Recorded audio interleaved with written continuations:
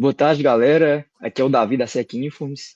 Sou administrador da página e hoje com um vídeo muito especial aqui no canal. Estamos aqui com o Ceará, um jogador extremamente vencedor por onde passou, ídolo do Internacional, ídolo do Paris Saint-Germain, ídolo do Cruzeiro, com muita história para contar, muita sabedoria construída durante a carreira e que aceitou nosso convite aí e a gente fica muito honrado em tê-lo conosco aqui. Ceará, muito obrigado pelo convite aceito e vamos trocar ideia aqui, que sempre tem muita história para contar aí sobre o Cruzeiro. Valeu. Eu que agradeço aí, Davi. Antes de tudo, né, uma saudação celeste aí para todos, né, torcedores do Cruzeiro aí, que estarão nos acompanhando, certamente através do canal, tá? Então, será um prazer aí poder compartilhar algumas histórias do futebol e, sobretudo, histórias do Cruzeiro aí com a galera. Perfeito, bom demais. Sara, antes da gente entrar na sua história como jogador, seu começo, seu auge, eu gostaria de saber como é que está o Ceará agora, pós-carreira. Eu vi que você gosta bastante de correr, de maratona, de cuidar da saúde, né, que é muito importante. Como tá aí, Ceará, aí depois da aposentadoria? Pois é, cara, assim, pós-aposentadoria, né, eu fui morar na França um período, fiquei quase 2 anos morando lá em Paris, né? Ainda o filho queria jogar futebol, então levei para jogar futebol no PSG. E depois voltamos para o Brasil. Ele ainda jogou um pouquinho no Cruzeiro, né? Que eu morei muito tempo em Belo Horizonte. E aí, em 2023, cara, começou. Eu ainda cheguei a jogar, na verdade, no veterano do Cruzeiro, né? A Copa do Brasil, joguei alguns amistosos também, pelo veterano do Cruzeiro. E 2023 começou a questão da corrida de rua, né? Eu fui assistir um jogo da Champions lá em Paris, PSG e Bayern de Munique, eu acho. E aí o PSG ia fazer a primeira corrida deles lá, a corrida do PSG. Então eles queriam alguns ex-jogadores, né, para representar o clube e tal, né, a história do clube. E me convidaram, perguntaram se eu gostaria de participar. Eu falei que sim. Isso era ali em março, final de março, início de abril, e a corrida seria final de junho ou início de julho, mais ou menos isso. Então eu tinha uns 3 meses, 2 meses e meio, 3 meses para me preparar. E era 10 quilômetros, eu falei, não, eu venho, né? Então, assim, sem conhecer nada da corrida de rua, né? Comecei a me preparar na esteira, tal, na academia, e cheguei lá, consegui fazer ali os 10 km. E depois, quando eu voltei, né, eu já estava morando aqui em Ribeirão Preto, no interior de São Paulo.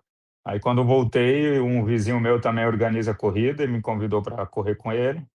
E aí depois não parei mais, né, cara? Aí comecei, ganhei gosto, sabe, pela corrida de rua. Aí foi só aumentando os desafios, entendeu? Aumentando as distâncias.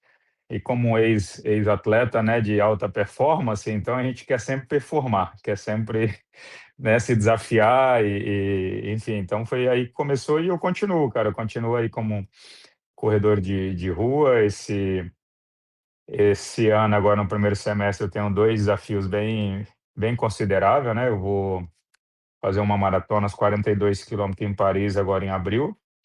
E depois eu tenho um Porto Alegre em maio. Só que essa de Porto Alegre eu tenho um grande desafio que é correr uma maratona abaixo de 3 horas, né, cara? Que é para poucos, entendeu?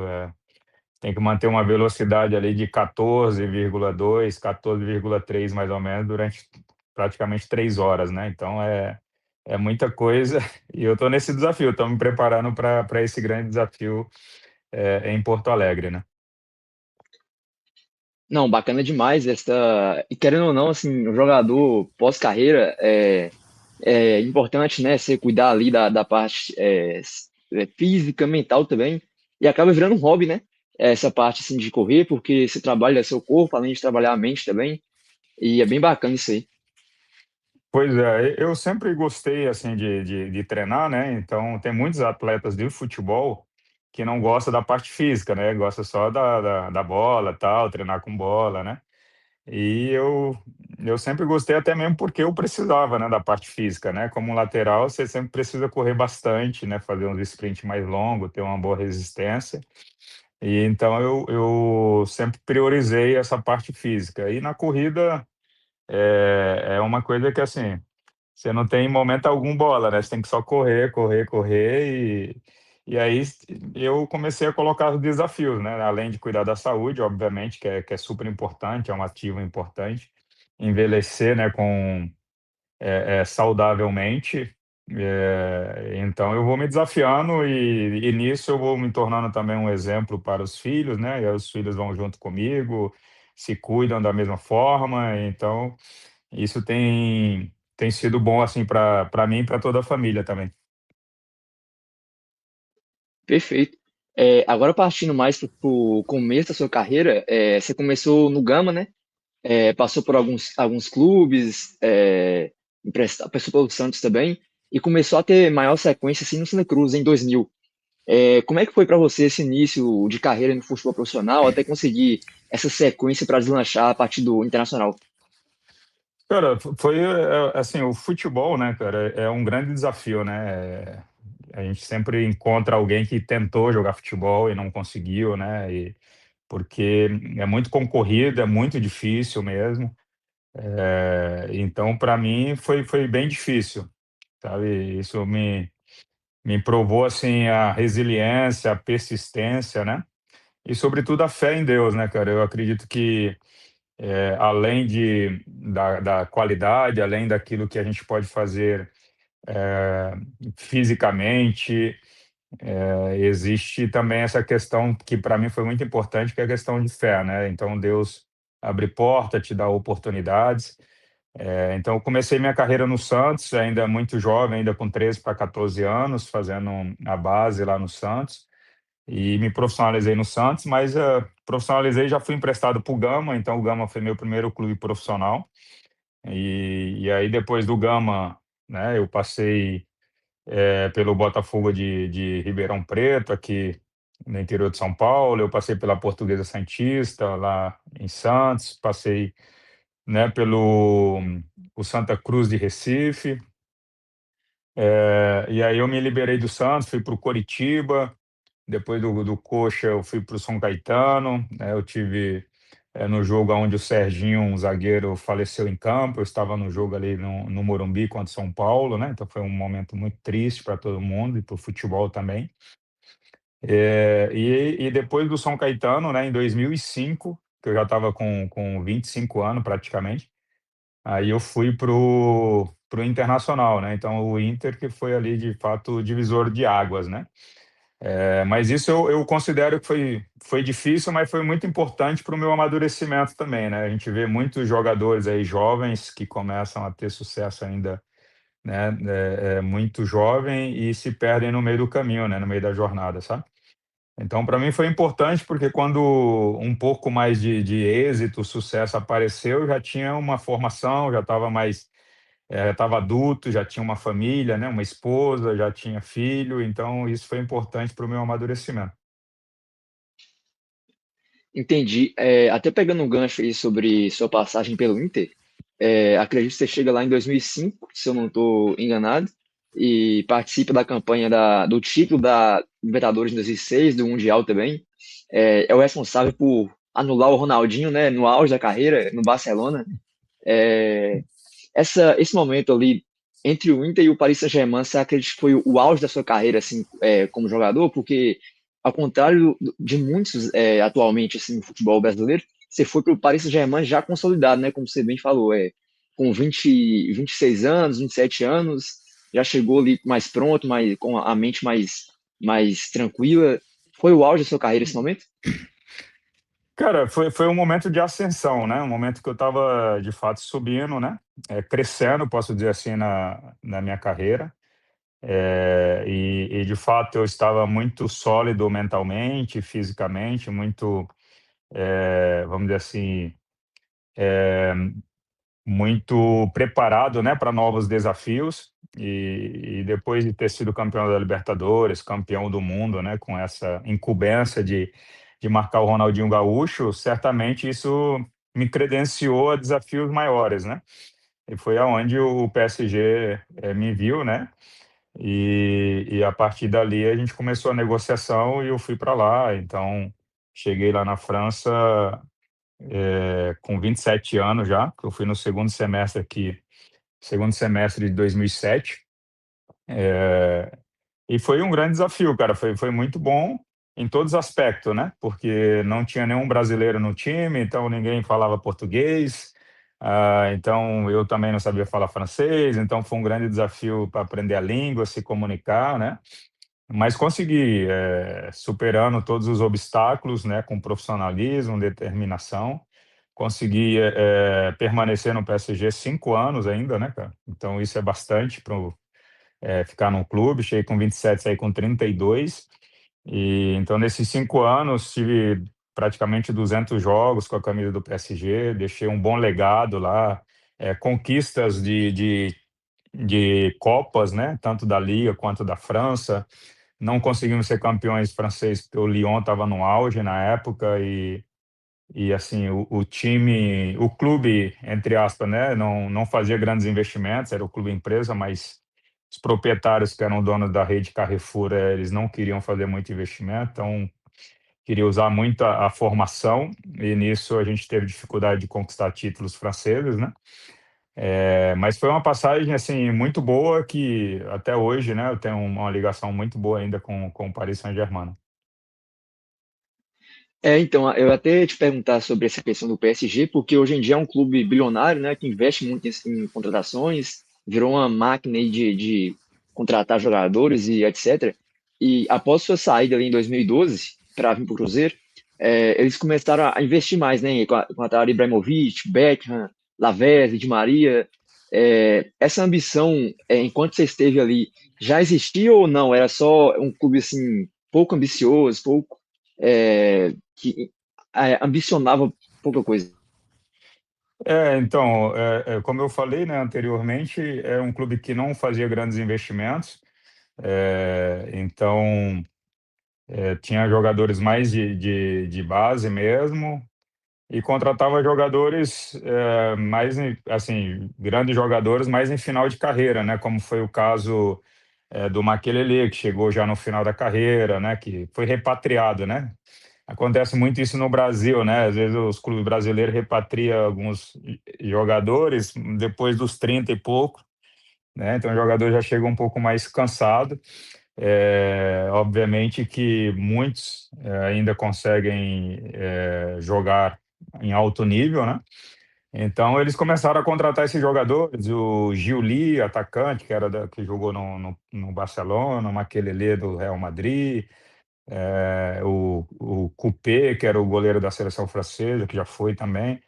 Então fui contratando esses jogadores, né? Mas eram jogadores já mais numa idade mais avançada.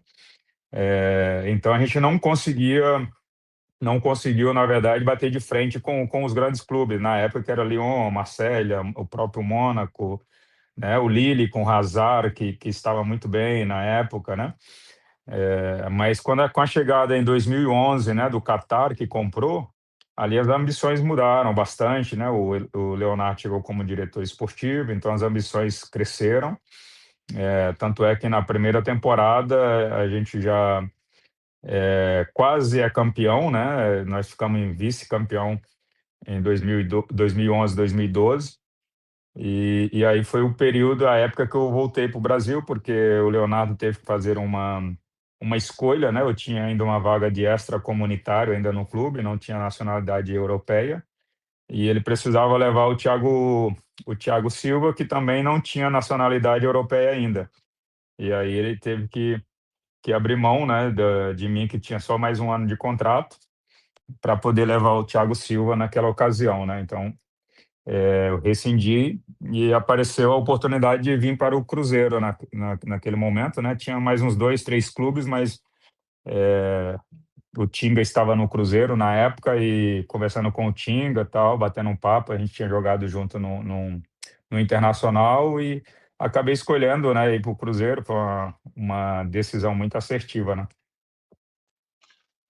Até pegando mais pro lado do Cruzeiro agora, sobre a sua passagem aqui, você chegou em 2012, né, no mês de 2012, se eu não me engano. O diretor era o Alexandre Matos já na época, se eu não estou enganado, que começou a montar a base daquele elenco que foi bicampeão brasileiro. Chegou você, o Borges, o Tinga, começou a ser montada ali a base que viria a ser bicampeã. Você chegando ao Cruzeiro, você já conseguia imaginar assim que o grupo que estava sendo formado brigaria nas cabeças assim para conquistar tudo nos anos seguintes? Cara, a gente sempre, eu assim, sempre tive assim, uma visão de vencedor, né? De sempre conquistar o máximo, mas obviamente que pelo ano de 2012 que nós passamos ali, foi um ano difícil, né? Com o Celso Rotti, que era o treinador. Vinha também de um outro ano anterior, 2011, muito dificultoso. Então estava sendo uma reconstrução, né, do clube, sabe, vamos dizer assim, em relação à montagem de equipe, elenco, né, e também a ambições de conquistas. Só que o Alexandre Matos era um jovem assim, um jovem diretor, né, começando ali a carreira também, sem muita experiência, mas com muita ambição, sabe? E ele conseguiu transmitir isso para os atletas, né? Quando ele falou comigo por telefone, falou que de fato estava querendo montar um elenco, né, para em pouco tempo conquistar títulos, entendeu? Que o Cruzeiro era um grande clube, precisava estar lutando por títulos constantemente. Então, quando eu cheguei, junto com o Borja, a gente se apresentou praticamente no mesmo dia, eu e o Borja, o Tinga já estava, né? E sem contar os demais ali, que são lendas, né? Como o Fábio, o Léo, né? Que já estava, o Bruno Rodrigo, que era o zagueiro, né? O Bruno, na verdade, desculpa, o Bruno chegou em 2013, né? Que estava no Santos e veio do Santos para lá. Mas, enfim, então a gente começou a ver que tinha muitos jovens também talentosos, tinha recém sido campeão sub-20 brasileiro, o Cruzeiro, entendeu? Então tinha muitos jovens talentosos. E em 2012 a gente conseguiu ali ainda terminar, acho que nono ou décimo lugar ainda no brasileiro. E aí chegou o treinador, né? Teve uma mudança de treinador, foi muito difícil, né? A chegada do Marcelo Oliveira, né? Devido à ligação dele com o rival, mas foi um cara que conseguiu unir o grupo, conseguiu de uma certa forma, né, trazer essa visão de vencedor também para o grupo. E depois chegou o Dagoberto, né, em 2000, chegou junto com o Goulart, com o Everton Ribeiro, né, enfim, então foi montando ali, consolidando cada vez mais o Newton, o volante. Então foi chegando a galera ali para encorpar cada vez mais. O William Bigode chegou também depois, né? E assim, quando a gente teve o primeiro jogo, que foi o clássico na reestreia do Mineirão, primeiro jogo, cara, que a gente ganha de 2-1 no Mineirão lotado, e ali aquilo a gente falou assim, pô, cara, esse ano a gente tem muitas coisas a conquistar, né? Então ali foi o pontapé, esse jogo foi o pontapé ali de um ano extraordinário. E eu sou suspeito para falar porque o Cruzeiro de 2013 e 14 foi o primeiro Cruzeiro que eu realmente parava para assistir os jogos. Eu tinha 10 anos. Foi o primeiro Ah, Cruzeiro é? que foi bem bacana porque logo no primeiro ano que eu comecei a acompanhar, o Cruzeiro foi bicampeão, né? Então foi uma época muito especial para mim. Foi um elenco que me marcou demais. É, Até puxando mais pro lado dos bastidores do bicampeonato, o Tinga deu uma declaração nos últimos anos, acho que em 2022, que o elenco era tão forte que, às vezes, quando ficava três jogadores fora de um coletivo, já virava assunto no vestiário, já tinha uma conversa. Como eram os bastidores daquele Cruzeiro e a convivência com tantos jogadores vencedores, Dagobert, Borges, Fábio, etc. Cara, de fato havia alguns desconfortos, né? Que é natural, né? Quando você tem ali 30 30 atletas, né, no mesmo elenco, todo mundo, pelo menos, vamos dizer assim, a maioria querendo jogar e tendo condições para jogar, né? Sempre tem um jogador ou outro que se chateia por uma decisão, uma escolha do treinador. Então, nós tivemos que lidar com isso. Mas o bacana, assim, eu acho que um dos trunfos ou das escolhas perfeitas tanto do Marcelo quanto do Alexandre Matos foi mesclar bem o elenco, sabe? Então tinha jogadores experientes que conseguia conter o vestiário, né? Exemplo, o Fábio, eu, o Tinga, né, que eram mais experientes, que a gente já tinha rodado bastante, jogado em grandes clubes, e grandes decisões. Então a gente tinha uma experiência para poder acalmar alguns atletas, né? Os atletas, tanto aqueles que eram um pouco mais nervosos, quanto os atletas que gostavam um pouquinho de sair também na noite. Então a gente tentava controlar o ambiente com esses meninos, chegava próximo deles, muitos meninos talentosos, como o Mike, né? Que a gente compartilhou ali 3 anos a lateral direita ali, né? Eu e ele, o Alisson, né? Tinha Elber, o Lucas Silva, né? Que estava ali, enfim, o Wallace, um zagueiro também, que era da base, Vinícius Araújo. Então tinha bastante gente ali que subiu, meninos talentosos, e isso deu muita liga, né? Essa mesclagem deu muita liga, e mesmo os que vieram, né, que era Everton Ribeiro, Ricardo Goulart, eles ainda eram jovens, estavam com muita fome, querendo se impor, mostrar, né, serviço.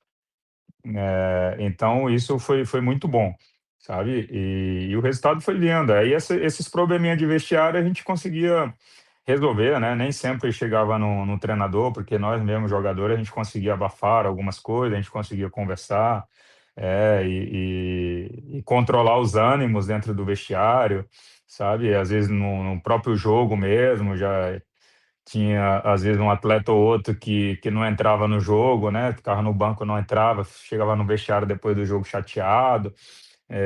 Aí você tinha que controlar, ou às vezes entrava no finalzinho do jogo ali por causa de uma estratégia para segurar o resultado, ou para acalmar ali o âmbito do adversário, e o jogador não gostava porque queria mais tempo de jogo e tal. Então, essas coisas acontecem em time vencedor, né? Acho que aqueles jogadores que são pacífico ou passivo demais, entendeu? Que não se estressa com essas situações, os elencos não conseguem avançar, sabe? Não, tá perfeito, é isso mesmo.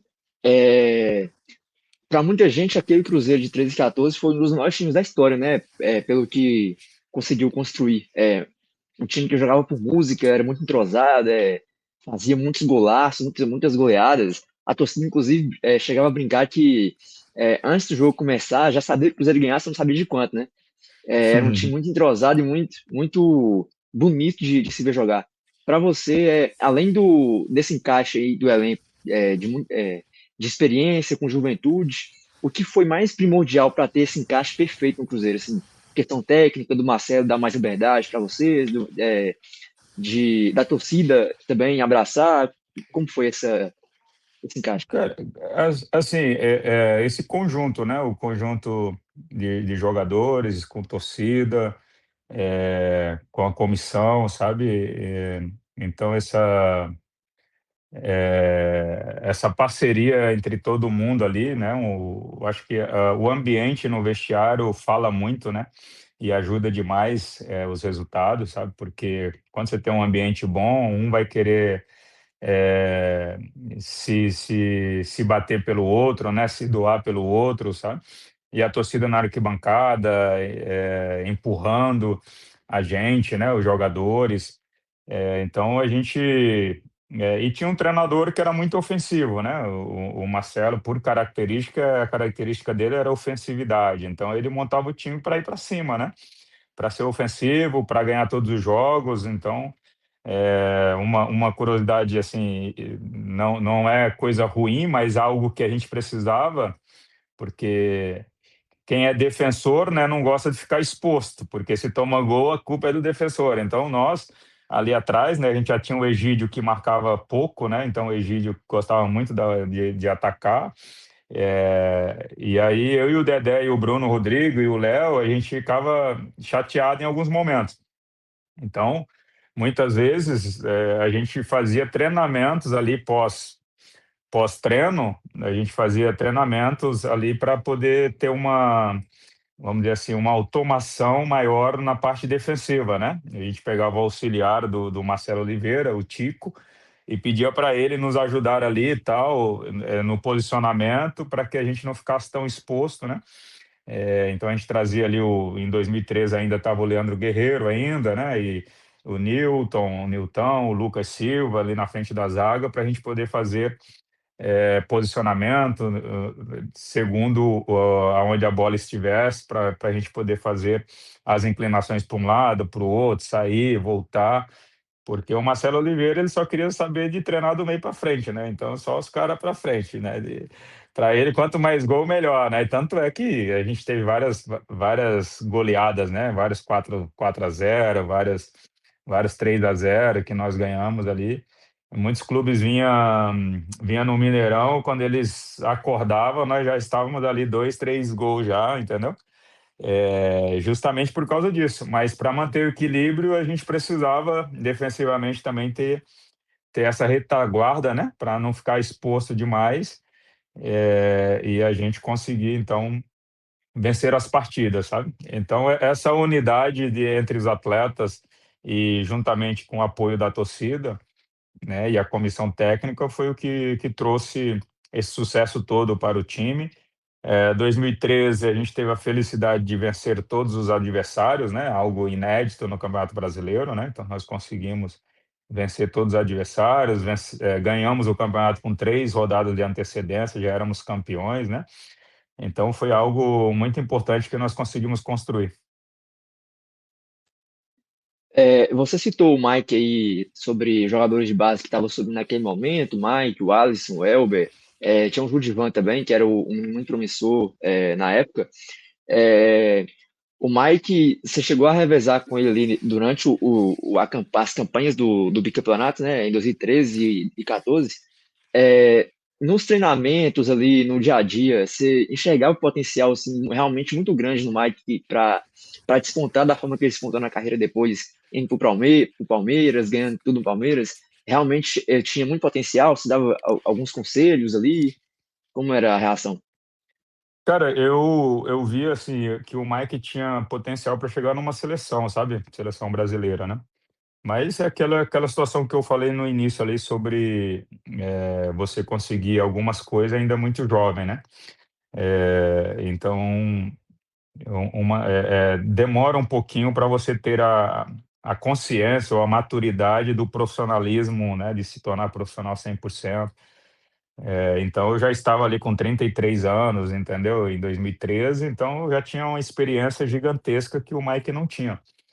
Então, a minha maneira de se portar, né, de treinar, de chegar antes no treino, sair depois, fazer alongamento, fazer fortalecimento e tal, isso o Mike não tinha, e eu cobrava isso dele, né, eu falava, porque ele tinha algumas lesões musculares justamente por causa dessa fragilidade do músculo, então a gente falava, né, eu conversava com ele, falava, ó, você precisa fortalecer um pouco mais, você precisa chegar antes, se alimentar melhor, descansar um pouco mais, entendeu? Porque senão o músculo vai cobrar.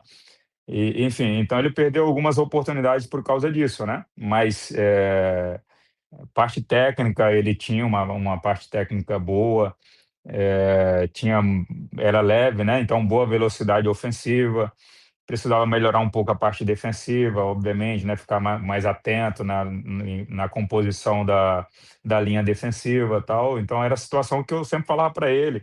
A gente fazia treinamentos de cruzamento, né? Então, eu falava para ele mais ou menos aonde colocar a bola entre a zaga e o goleiro ali, né, sabe? Então, dependendo do local que ele fosse cruzar, então tinha um local exato para pôr a bola dentro da área.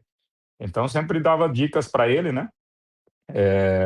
E depois ele conseguiu ir para o Palmeiras, né? Hoje tá no Santos, mas eu acredito que ele teria potencial, né, para poder ir à seleção, de repente jogar na Europa, sabe? Mas pelo menos num campeonato, por exemplo, um campeonato português ou um campeonato, posso dizer assim, o Campeonato Espanhol, que são dois campeonatos europeus que jogam mais, né, que tem um futebol mais fluido do que outras ligas que é um pouco mais física, mais pegado e tal, sabe?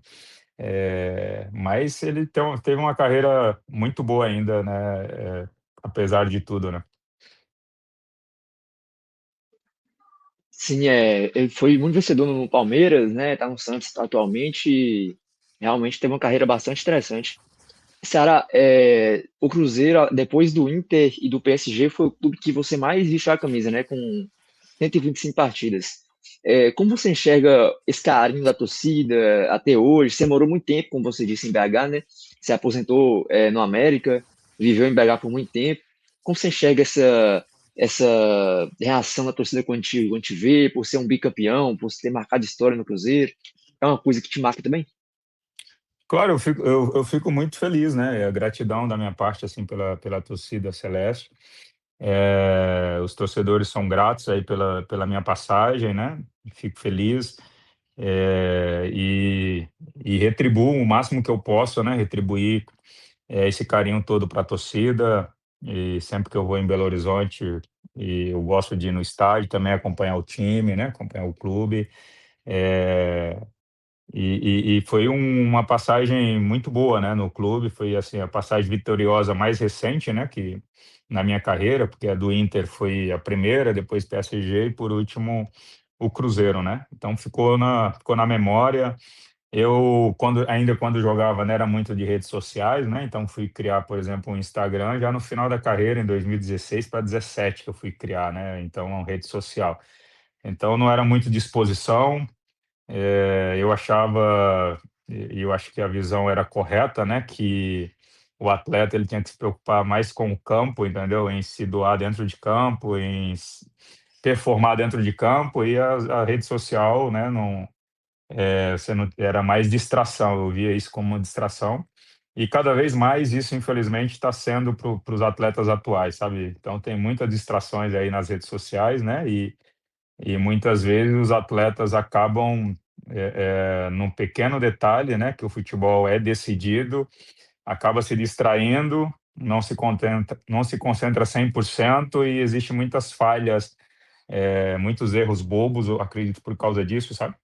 Só para você entender uma coisa importante aqui, porque muitas vezes as pessoas falam, pô, o Ceará parou o Ronaldinho, o melhor jogador do mundo, mas os bastidores de um jogo como esse, de uma confrontação dessa, exige muita estratégia, né? Não é simplesmente entrar em campo e falar assim, ah, eu vou parar o cara e para, né? Porque teve dezenas de laterais que tentaram fazer e não conseguiram, né?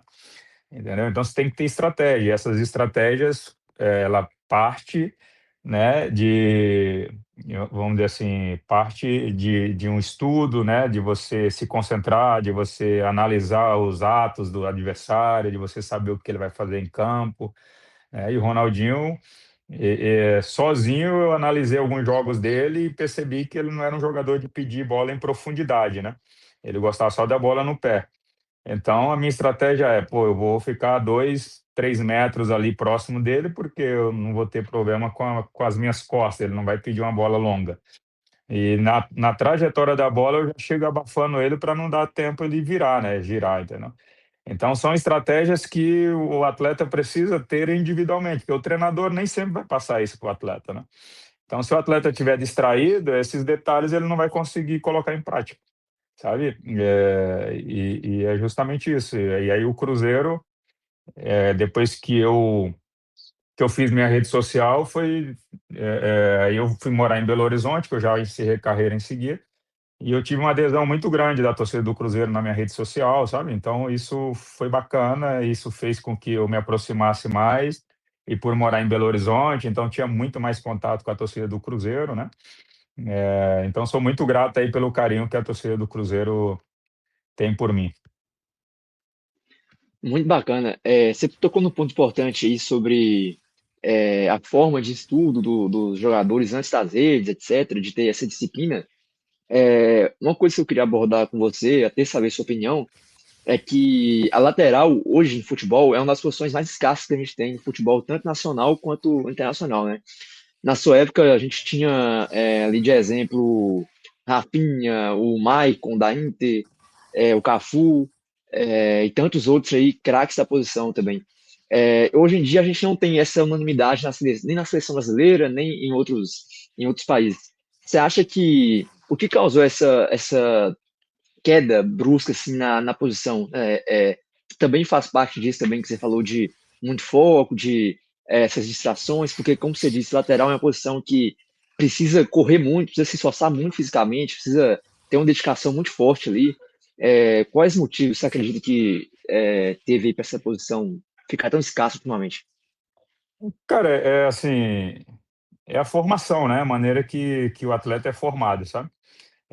Tem algumas posições, por exemplo, em campo, né, que os treinadores, diretores, né, eu posso dizer assim, aqueles que comandam a equipe, tanto de formação quanto profissional, eles acabam priorizando algumas posições, sabe. Então eles priorizam algumas posições que para eles são mais importantes, o cara que faz o gol, né, o cara que defende lá atrás, um zagueiro, um goleiro, tal. E tem algumas posições que um meio-campista, e tem algumas posições que os caras falam assim: "Ah, vai esse daí mesmo, vamos pegar esse e tal, que está no mercado", sabe. E na base isso acontece bastante, entendeu? O cara acaba improvisando. Pô, tem esse, sei lá, tem esse volante aqui que eu acho que ele caberia bem na lateral. Aí empurra o cara para lateral. Ah, tem esse zagueiro aqui que eu acho que ele pode ser um lateral. E, enfim, então vai acaba improvisando.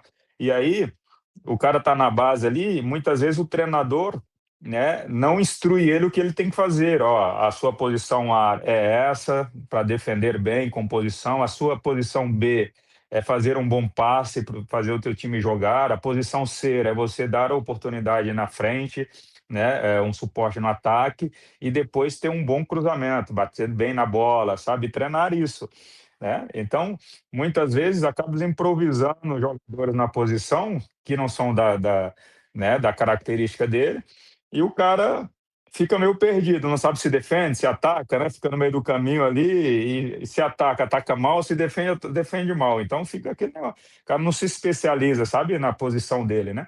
Uma coisa é você formar um ala, um cara que fala assim, pô, o nosso time vai jogar só com sistema de três zagueiros, então você vai ser ala. Aí você tem que buscar uma característica mais ofensiva desse cara. Agora, se eu for jogar no 4-4-2 ou 4-3-3, eu tenho que ter um lateral que me ajude defensivamente e depois ele faça a função, né, ofensiva dando um suporte. Pra você ter uma ideia, com o Everton Ribeiro, eu falava para ele, eu falava, o Baixola, né? Eu chamava ele de Baixola. Baixola, do meio para frente você resolve, cara. Do meio para trás eu resolvo. Não adianta você querer vir aqui defender perto de mim e depois não ter perna para atacar. A tua função é atacar. Depois você ajuda, né? É ajudar, não é você defender, é cortar uma linha de passe, né? É fazer como é que fala? É ficar na frente do lateral para ele não ter liberdade, está entendendo? Não tomar um drible bobo, sabe? Então atrapalha a vida do lateral e deixa que o resto eu resolvo, tá entendendo? Então, hoje os caras querem que o ponta ali, o atacante, venha jogar do lateral, né? E depois, quando rouba a bola, não tem força para chegar na frente, então chega cansado, sabe?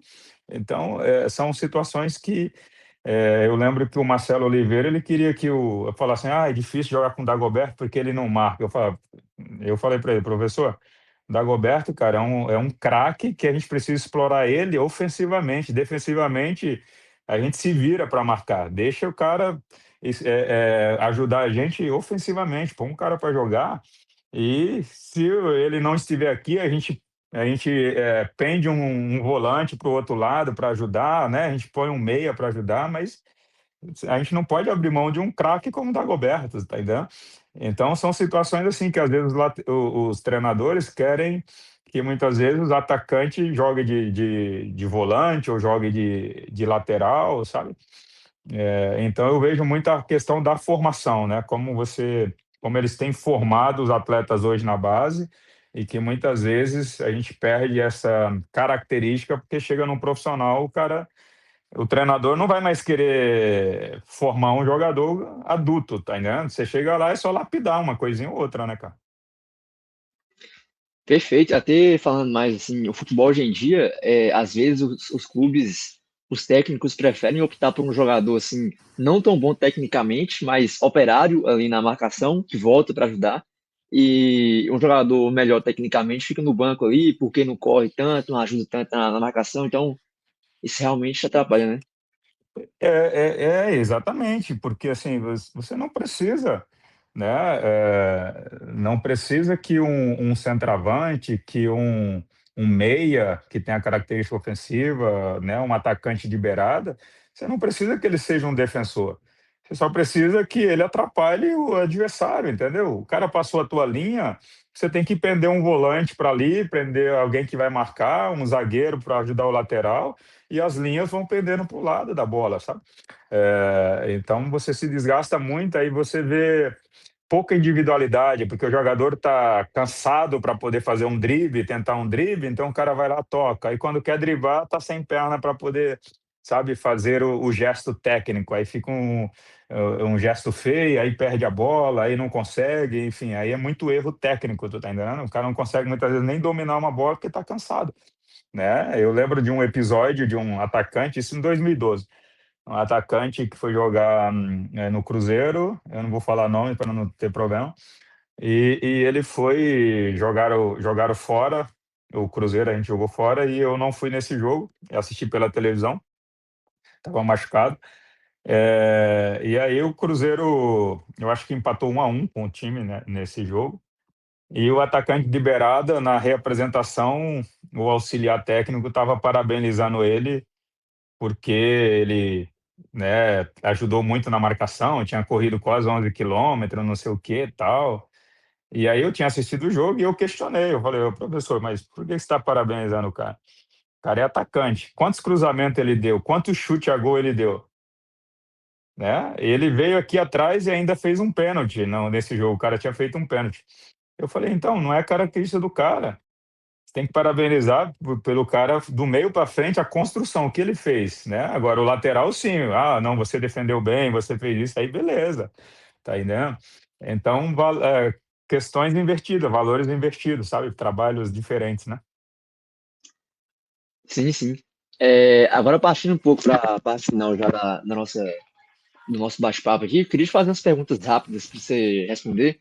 Você jogou mais de 600 partidas na carreira, enfrentou assim muitos craques da posição, mas eu queria saber assim, qual foi o melhor ponto que você já marcou assim, que era realmente embaçado assim marcar, de jogar contra. Você pegou o Ronaldinho no auge, né? Mas teve algum outro assim que foi difícil marcar?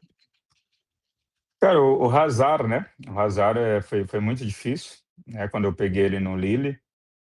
Porque, assim, esses jogadores mais baixos, né? Que são menores, então eles mudam de direção com muita facilidade, então... E ele era muito habilidoso, sabe?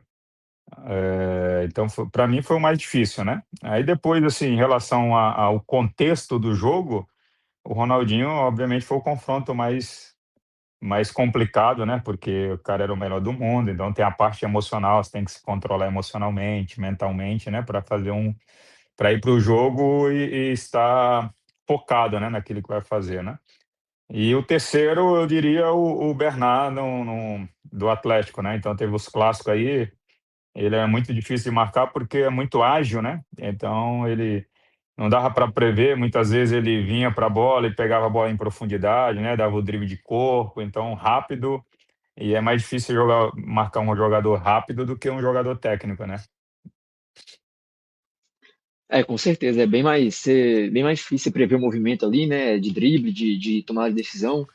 É, Agora, para finalizar aqui nossa última pergunta, você é um cara muito vencedor na carreira, né? Você venceu títulos em praticamente aí todos os lugares que passou, em clubes grandes. Eu queria saber assim, qual título teve um gostinho mais especial para você? Se foi o Mundial, a Libertadores, o bicampeonato? Qual teve assim um sentimento mais legal assim para sua carreira? Cara, o Mundial foi demais, né, cara? Porque foi um divisor de águas na minha carreira, né? Então foi marcante. Marquei a história de um clube também, né? Então o Inter, até hoje a torcida do Inter é muito grata, sempre quando tem enquetes dos melhores, seleção da história do clube, eu sempre estou ali como melhor lateral devido a esse Mundial de Clubes, né? E por tudo que representou, né? O confronto com o Ronaldinho Gaúcho, né? Foi muito especial. E depois, obviamente, a conquista do brasileiro. Eu diria a de 2014, para mim, assim, foi até mais importante que a de 2013. Por quê? Porque, assim, 2014, a festa que nós fizemos, né? A gente foi campeão em casa ali e a gente foi